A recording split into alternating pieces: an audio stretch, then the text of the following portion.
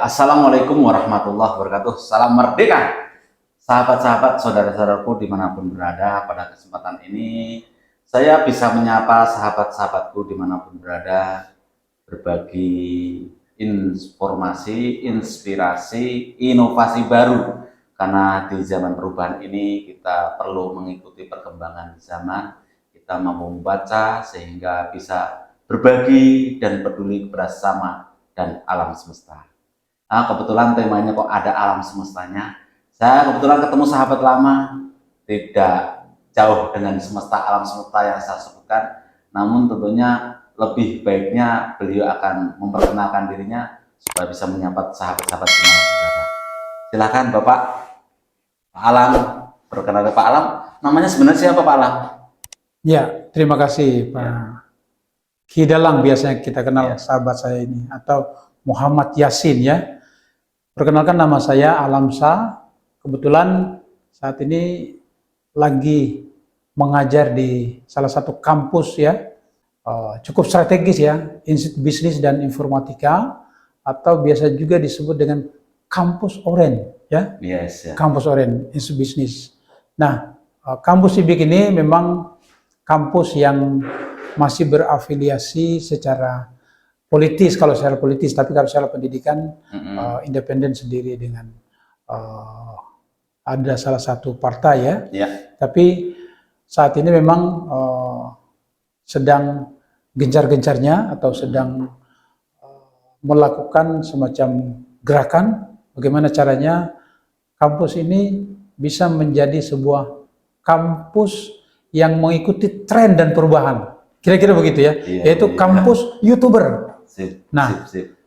Tim yang akan melakukan sosialisasi, kemudian bagaimana menerapkan ilmu tersebut, kebetulan sudah disiapkan, dan akan dicoba dilakukan di beberapa prodi. Ya, setiap kelas akan diberikan pembekalan gimana caranya untuk masuk sebagai kandidat ketika memasuki sebuah lomba. Nanti ada eventnya juga, ya ada event bagaimana festival misalnya, atau perlombaan untuk menjadi YouTuber yang terbaik mungkin ya, apakah dari sisi kontennya, apakah dari sisi siapa yang terbanyak ya, yang mendapatkan subscribe, atau yang like-nya atau jam tayangnya, itu bisa menjadi salah satu poin-poin penilaian untuk di ajang itu, kira-kira seperti itu. Luar biasa nih Pak Alam. Jadi saya senang memainkan bahasa komunikasi nih. Bahasanya kiroto boso, kirokro nyoto, kirata bahasa, kira-kira nyata bahasa. Jadi kalau saya lihat kok ada kampus Kosgoro. Kosgoro itu kalau saya artikan nih dari bahasa Kidalang nih, Kosgoro itu artinya konsentrasi. Goro-goro itu udah mau wayangan, ada goro-goro. Goro-goro itu berarti ada satu season lakot yang akan memunculkan raja baru nih, menata Pandawa. Nah, goro-goro itu, Kosgoro itu kita harus konsentrasi, goro-goro, gotong royong. Ini tepat untuk namanya membranding kampus Kosgoro ini, YouTuber tadi. Nah, karena apa? Di dalam YouTuber ini kan harus saling peduli, saling berbagi. Nah, gotong royong mulai ya Pak, like, subscribe, ya itu kan komen. Nah, ini biar teman-teman nanti saling gotong royong, saling peduli, saling berbagi untuk apa? Generasi depan. Kira-kira gitu Pak Alam ya? Betul, ya.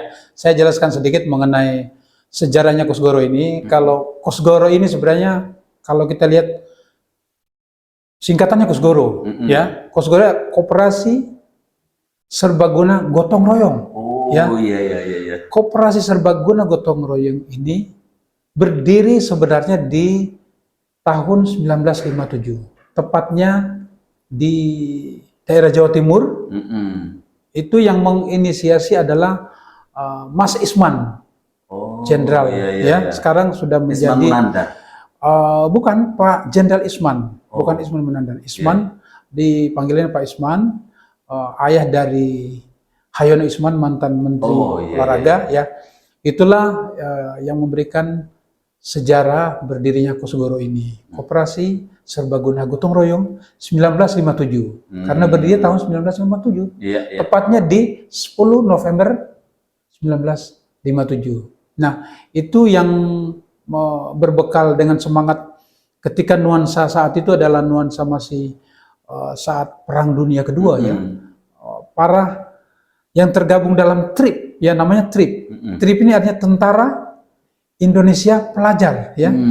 TRIP ya. Jadi mereka ini masih pelajar, ada yang masih SMP, SMA. Mereka itu bergabung dalam ini untuk mendirikan sebuah koperasi ini. Mereka masuk ke desa-desa, ingin menyelami gimana kira-kira suasana ketika itu. Mereka ingin berjuang, melepaskan atau melawan penjajah ketika itu. Nah, berdirilah Kosgoro. Nah, dalam perjalanan Kosgoro sampai saat ini, Kosgoro ini sudah mampu ketika tahun 1960-an, Golkar adalah bagian dari Kosgoro. Jadi boleh dikatakan ibu kandung dari Golkar itu adalah Kosgoro. Di situ ada tiga sebenarnya, ada Kosgoro, ada Soksi, ada MKGR. Nah, disitulah Kosgoro ini kebetulan memang menjadi motor juga ya, kalau secara politisnya menjadi motor juga dari golongan karya. Jadi afiliasi politisnya ada golongan karya. Tapi kalau untuk pendidikan dia tetap independen. Institut Bisnis dan Informatika, IBK Kosgoro, seperti itu. Jadi dari paparan Pak Alam ini saya bisa sedikit yang bisa saya serap hikmahnya ini. Ternyata nggak beda jauh. Kosgoro itu tadi koperasi ya, ada gotong royongnya. Nah, sekarang memang Kosgoro sekarang mau konsentrasi gotong royong juga dalam bagaimana mengajari generasi kesempatan peluang digital ini. Ini kan luar biasa nih. Bagaimana menjadikan menciptakan kiai-kiai baru. Kiai itu kesadaran atau kecerdasan ilahiyah, alamiah, ilmiah. Karena apa? Peluang digital ini harus diambil. Bagaimana Kosgoro ini dengan gotong royong ini menumbuhkan jaringan jamaah networking gitu ya. Nah, jaringan ini, jaringan kiai itu artinya jaringan yang mempunyai kesadaran atau kecerdasan secara ilahiyah, alamiah, ilmiah. Artinya apa? Kesempatan perubahan digital ini dijadikan jaringan sosial, jaringan finansial, jaringan spiritual nih Pak Alam ya. Nah, ini kalau dibangun menjadikan branding kampus YouTuber keren banget nih Pak Alam. Betul, makanya prinsip branding kampus IBIK menjadi kampus YouTuber ini karena melihat peluang tadi di era digitalisasi yang boleh dikatakan bahwa komunikasi tanpa batas nih, tanpa ruang. Nah, hal ini kenapa dari sisi bisnisnya kita tidak coba menularkan virus ini kepada mahasiswa sehingga mahasiswa ini sadar dari teknologi yang ada. Jangan kita dimanfaatkan teknologi tapi mampu memanfaatkan teknologi itu. Nah, tentunya kita lihat dari sisi bisnis tadi. Gimana caranya sisi bisnis dengan era new media, di mana media yang berbasis internet ini mampu membuat entrepreneurship ya, pengusaha-pengusaha dari mahasiswa punya mindset bahwa tantangan yang ada harus dirubah menjadi peluang. Nah, inilah kita coba memberikan kepada mahasiswa, baik mahasiswa FISIP ya, kemudian di komunikasi tadi, lalu administrasi, akuntansi dan seterusnya dan seterusnya. Ini kita coba melihat peluang ini. Harapannya bahwa menjadi seorang YouTuber itu ternyata sesuatu yang tidak sulit. Tetapi apa yang timbul harus ada kemauan. Ketika ada kemauan, diniatkan, mereka sudah punya basic sebenarnya. Basic untuk bagaimana membuat konten. Mereka ada mata kuliah di sini yang namanya fotografi dan videografi. Ada mata kuliah produksi iklan media. Ada mata kuliah manajemen produksi media massa. Mereka sudah ada basic ini. Kenapa tidak dikembangkan dalam bentuk konten-konten kreator tadi? Misalnya mereka satu saat lagi jalan, melihat ada hal-hal yang aneh, bisa aja lewat handphone mereka, mengambil gambarnya, ya kemudian dikomentari, atau ditambah lagi hal-hal lain, sehingga isi dari konten itu bisa memberikan hiburan kepada publik, kira-kira begitu. Itu luar biasa. Jadi memang Kosgoro ini tidak lepas dari menyambungkan asal-mengasal sejarah leluhur kita. Jadi kalau saya teringat kembali para pendahulu dulu itu, para sunan ya, itu menanamkan budaya, pekerjaan budaya bagi pekerti kita. Nah, Coach Goro itu juga menyambungkan semangat itu. Bagaimana kalau dulu itu tontonan bisa jadi tuntunan, ya kan? Sekarang ini kan banyak kan tuntunan jadi tontonan. Silakan sambil diangkat, Pak. Ya, sebentar. Santai aja. Ya. Sambil Pak Alam nyantai aja. HP. Ya. Jadi kalau sebentar lagi.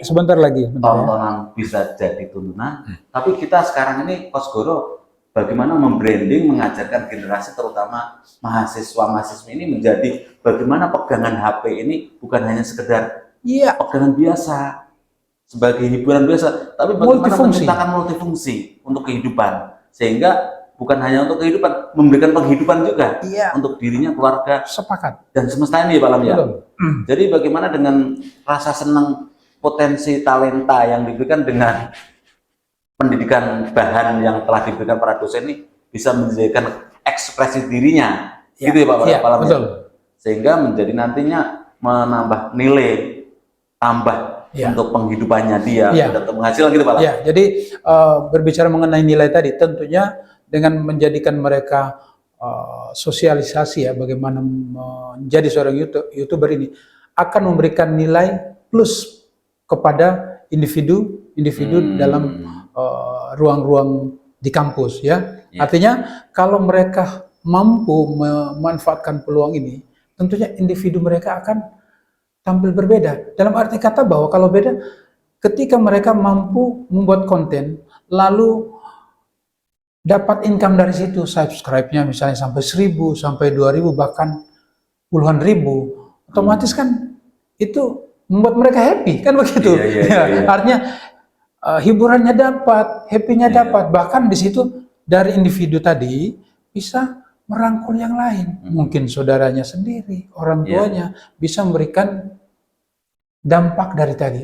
Dampak dalam arti kata bahwa mereka sudah punya income, mereka sudah punya nilai tambah. Dari nilai tambah ini memberikan kepercayaan diri kepada mereka. Bisa jadi mungkin dari uang tersebut membuka peluang usaha lain, membuka lagi tenaga kerja. Otomatis kan begitu. Karena kita berharap bahwa banyak entrepreneur, pengusaha-pengusaha mungkin pintu masuknya sebagai YouTuber dulu.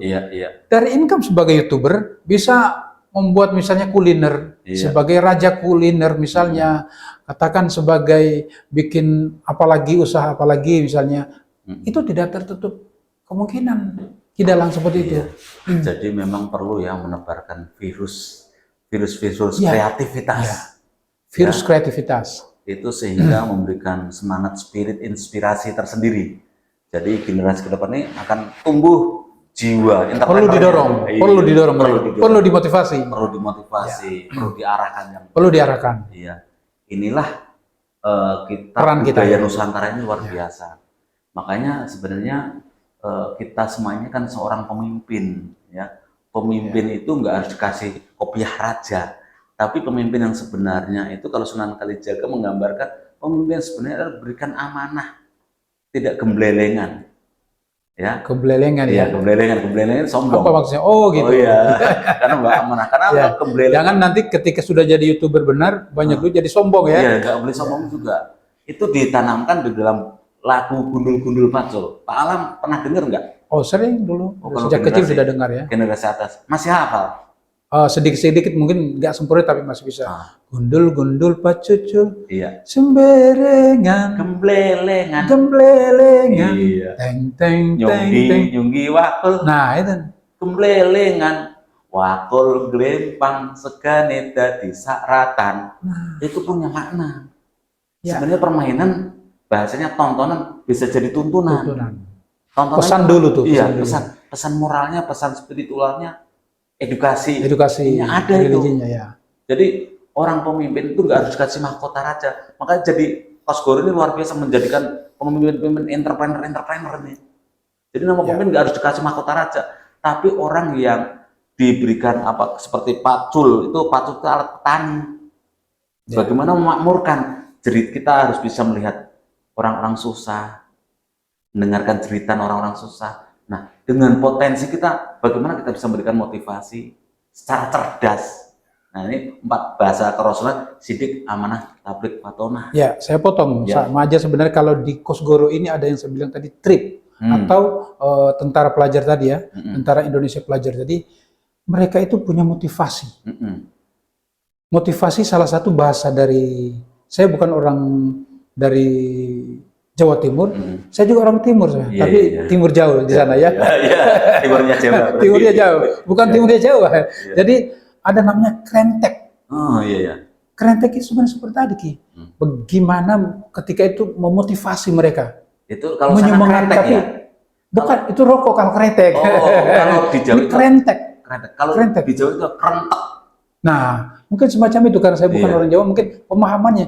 Intinya gimana caranya para trip tadi yang muda-muda ketika itu punya motivasi, punya semangat. Nah, kita hubungkan dengan sekarang.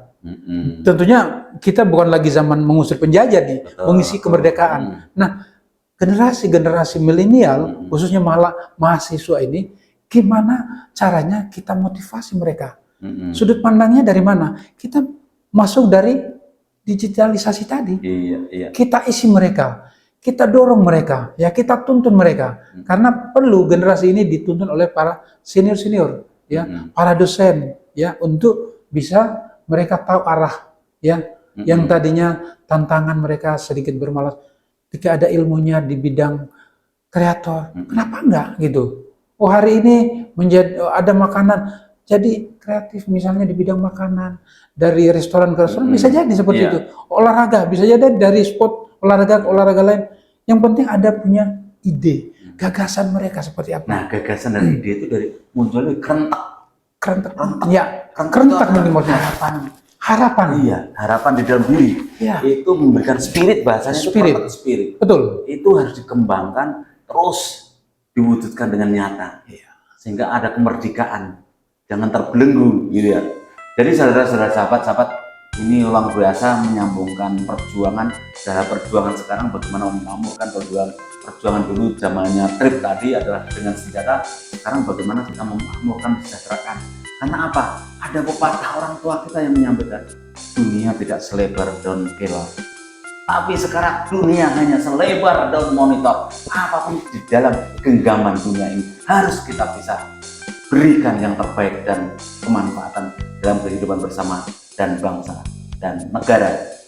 Begitu ya Pak Alam ya? Ya, saya kira sebagai pesan terakhir, silakan. Pesan terakhir yang seperti awal sampai sekarang ini, bahwa kalau tadi kita berbicara dalam nuansa trip tadi kemerdekaan, bagaimana mereka semangat ya, termotivasi, kemudian mampu merdeka mereka ya.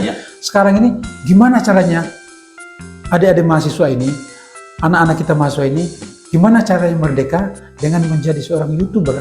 Yes. Ketika menjadi seorang YouTuber, punya income, bisa merdeka. Betul. Merdeka individunya, merdeka keluarganya, merdeka kampusnya. Salam merdeka. Assalamualaikum warahmatullahi wabarakatuh.